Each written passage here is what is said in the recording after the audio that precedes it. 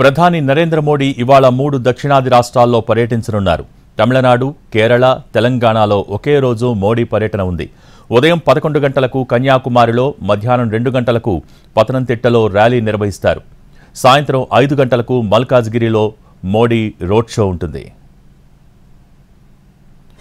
అయితే మొన్న హోంమంత్రి అమిత్ షా నగరంలో పర్యటించగా 10 రోజుల వ్యవధిలోనే ప్రధాని మోడీ రెండోసారి తెలంగాణకు వస్తున్నారు. ఈ క్రమంలోనే లోక్సభ ఎన్నికలకు ప్రతిష్టాత్మకంగా తీసుకున్న బీజేపీ నగర ఓటర్లను ఆకట్టుకునేందుకు రోడ్ షోలు నిర్వహిస్తోంది. మల్కాజ్గిరిలో సుమారు 5 కిలోమీటర్ల మేర ప్రధాని రోడ్ షో నిర్వహించబోతోంది.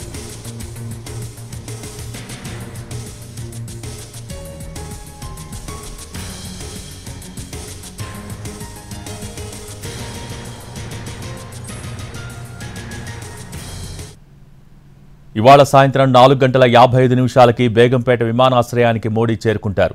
5:15 నుంచి 6:15 వరకు మల్కాజ్గిరి లోక్సభ నియోజకవర్గ పరిధిలో చేపట్టే రోడ్ షోలో పాల్గొంటారు.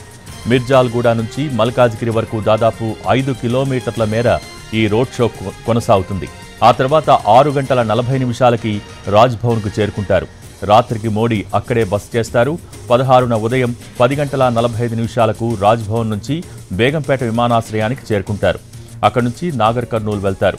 11:45 నుంచి 12:45 వరకు నాగర్ కర్నూల్లో మోడీ బహిరంగ సభ జరుగుతుంది. 1 గంటకు నాగర్ కర్నూల్ నుంచి గుల్బర్గా వెళ్తారు మోడీ.